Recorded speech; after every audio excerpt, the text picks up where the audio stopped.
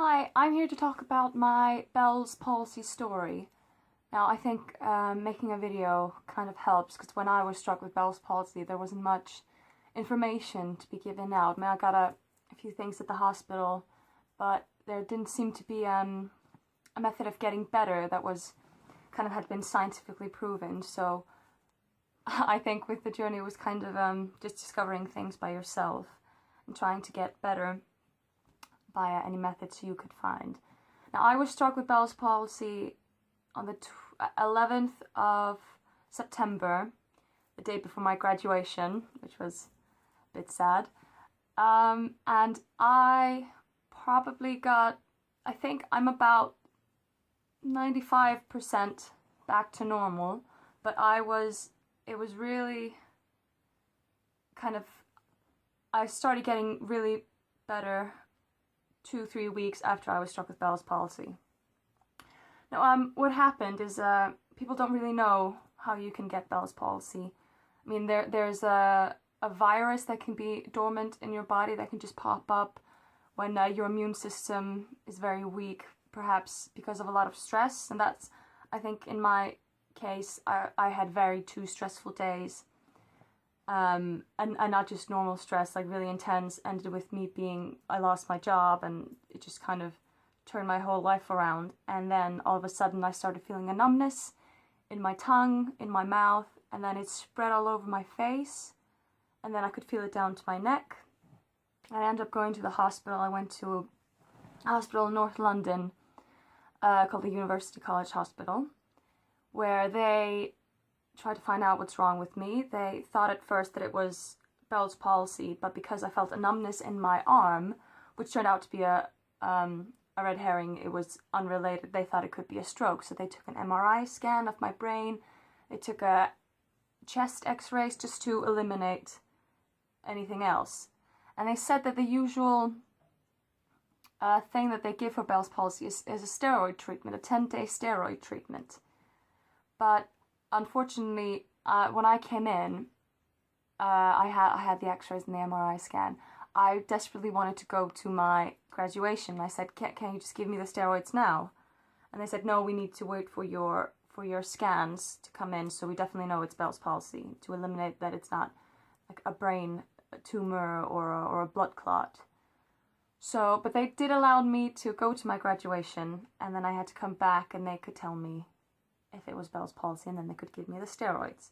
So I went to my graduation, came back, and the doctors weren't there. They had left for the day, and the nurse was there, gave me the paper they'd left me, telling me that it was Bell's palsy. But the steroids weren't there, and I asked, well, shouldn't I be put on steroids? And he said, no, they didn't leave it there. But on the paper it said that I was to be given steroids, but it wasn't in the nurse's power to give me a prescription, so I just went away for the weekend. I had a holiday for the weekend with my parents who came from Iceland to celebrate my graduation with me. A kind of long-needed holiday. So when I came back after the weekend, my face was completely paralyzed. My eye was droopy like that. My eyebrow was over my eye. I couldn't move this side at all, not even the nostril, not anything. I could feel my face. I could feel temperature, pushing it, that was fine. It's the nerves. It's kind of like main nerves that go from here, up here, there, here, and they're all paralyzed. I mean, my brain can still send the signals. It's like they're sleeping. It's like they're just completely dead. And when I came back to the hospital and told them that I felt like it was getting worse, and that's what they say, Bell's palsy gets worse before it gets better. The doctors I met after the weekend were quite shocked that I hadn't been giving the steroid treatment. And I said, what does that mean? And they said, well, usually the steroids only work when they give it to you straight away, within 24 hours or 70 or 72 hours. And I hadn't been given the steroids straight away. And they said, with the steroids, you can get better within 2 weeks, 3 weeks. But without the steroids, it could be 3 months, 9 months, years. I've heard people who have had Bell's palsy for 20 years. And this came as quite a shock to me because I'm a working actress and I make my living with my face. And knowing that I could maybe never use it again, and then it would be droopy and paralyzed and kind of couldn't do any facial expressions. That was a big shock. And I asked to get the steroids anyway, and they said, well, it might not make a difference. And I said, well, I still want them. And so they gave it to me, and I started my steroid course, and it was 10 days, and I still felt no difference. And I'm quite lucky that my mother, she's a physiotherapist, so she knows a lot about kind of long-term illnesses and about neuroscience. And she ordered this thing for me. It's called First Choice EMS. And this is, if I had to think anything for my recovery, it would be this. And I mean, maybe the steroids actually did work. So basically, you have these things. It sends electric pulse through these two things. And what you do, you can get this on the internet. It's not very expensive. I think it was like around £10. You plug it in here, and you get these electrodes that you connect to these wires. So let me just show you how it works. You connect it here, and here you can get these in different sizes. I felt like the smaller ones worked for me because I felt they worked on better kind of isolated places. And this was the side of my face that was paralyzed. So I placed one by the ear, as close as I can get to the ear, which is kind of where the nerve, the big nerve, and starts, not the end, nerve, like a branch. And then I would place this one in different places, and I would do maybe 10 minutes on each spot every morning and every night. One here, which is where one nerve comes and controls the eyebrow movement, and then one around here, which I felt helped a lot with my eye, because I couldn't go to sleep without taping my eye down. It just kind of held half open, and during the day it kind of just stayed like that and wouldn't move. So I placed one here, and after a few days of using this, I felt my eye starting to twitch, so the nerves were getting the message.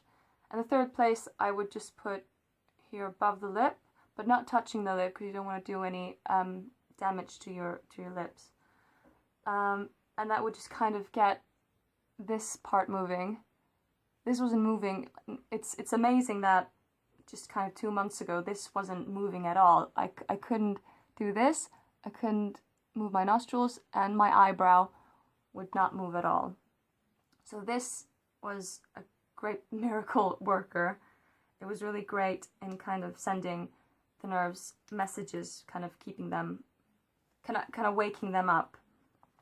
And during the day, when I was not using my electrodes, I think what helped me was something I learned at drama school, because what we do at drama school is kind of learning how to know your body and your face, and lots of isolation stuff.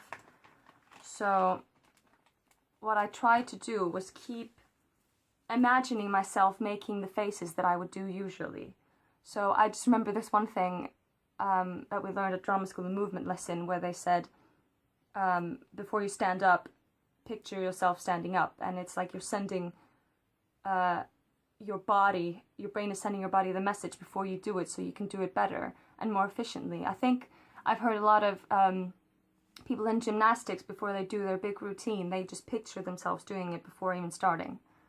So that's what I kept doing. I kept imagining my face. I kept imagining my lips moving, my eyes opening, closing, cheeks moving. I just kept imagining. I kept sending the message to my nerves, and I think that's very helpful. I think it's just kind of the attitude. I mean, you can.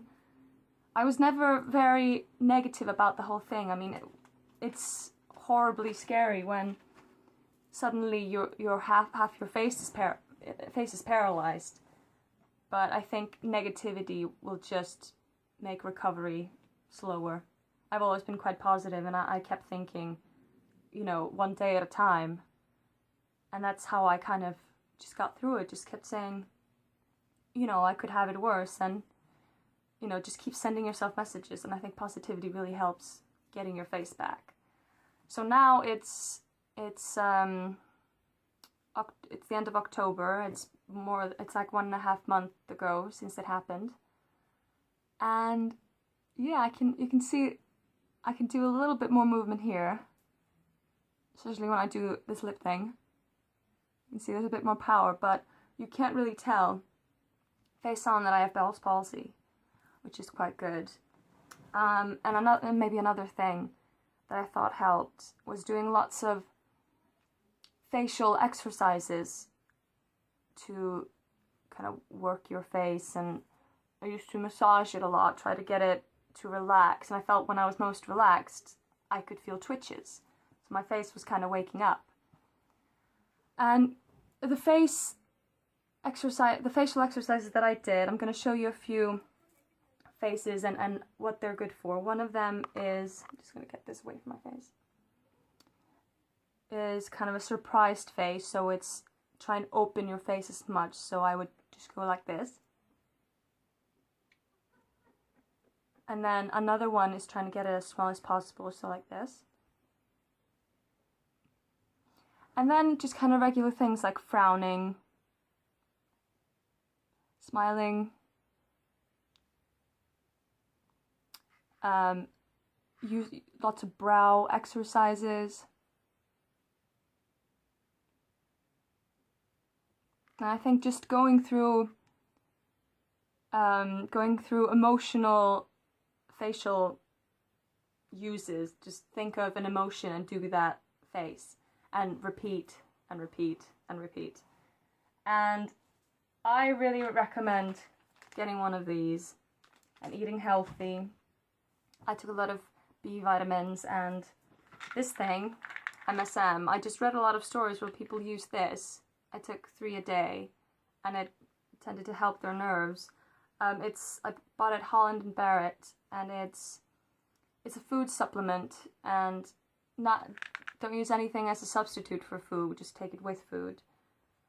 This apparently is good for your nerves, and B vitamins is obviously really good for building up your nerves. So that's my story.